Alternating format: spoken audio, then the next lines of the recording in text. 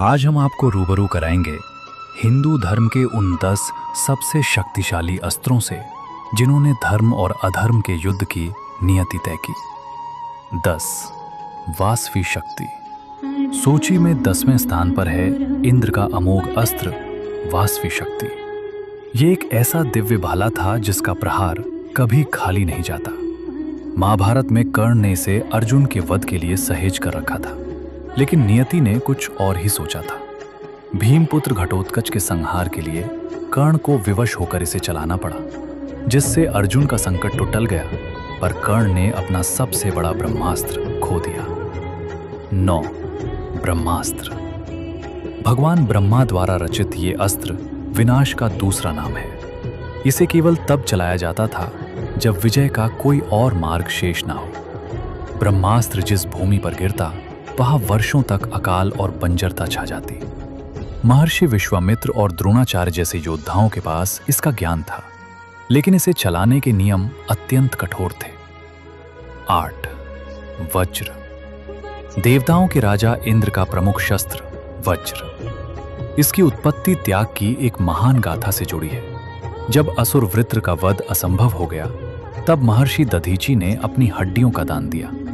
उन्हीं हड्डियों से निर्मित वज्र में बिजली की कड़क और हीरे की कठोरता समाहित है। ये ब्रह्मांडीय संतुलन बनाए रखने का प्रतीक है। 7 रुद्र अस्त्र।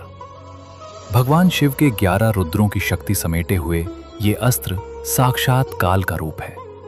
जब ये अस्त्र छोड़ा जाता तो आकाश से आग के गोले बरसते और शत्रु पल भर में भस्म हो जाता। महाभारत में कर्ण ने अर्जुन के दिव्य कवच को भेदने के लिए इसी प्रचंड शक्ति का आह्वान किया था।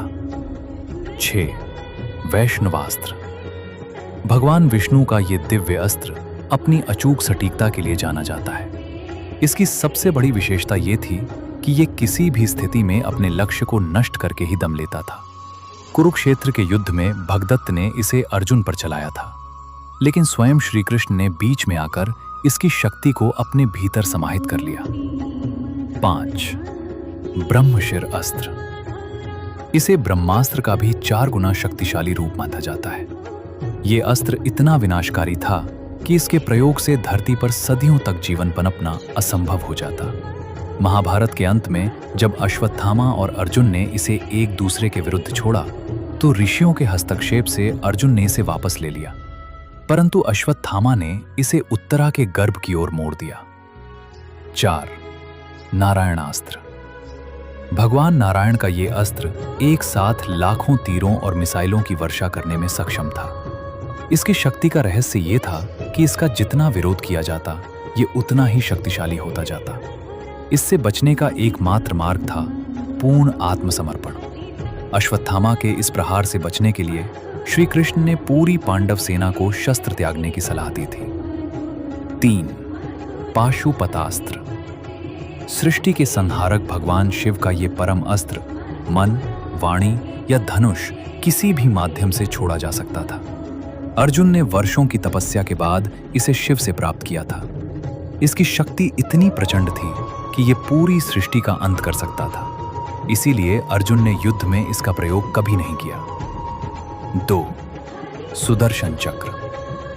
भगवान विष्णु का वो दिव्य चक्र जो 108 तेज धार वाली पट्टियों से बना है। ये मन की गति से चलता है और लक्ष्य का वध करके वापस अपने स्वामी के पास लौट आता है। श्री कृष्ण ने शिशुपाल जैसे अधर्मियों का अंत करने के लिए इसी चक्र का उपयोग किया था। इसे ब्रह्मांड की कोई भी भौतिक शक्ति नहीं काट सकती। 1 त्रिशूल। सर्वोच्च स्थान पर है महादेव का त्रिशूल। इसके 3 फलक सत्व, रज और तमस ब्रह्मांड के तीनों गुणों पर नियंत्रण का प्रतीक है। यह केवल एक अस्त्र नहीं, बल्कि स्वयं शिव की सत्ता का विस्तार है। जब महादेव का त्रिशूल चलता है तो कोई भी असुर या देव उसे रोक नहीं सकता।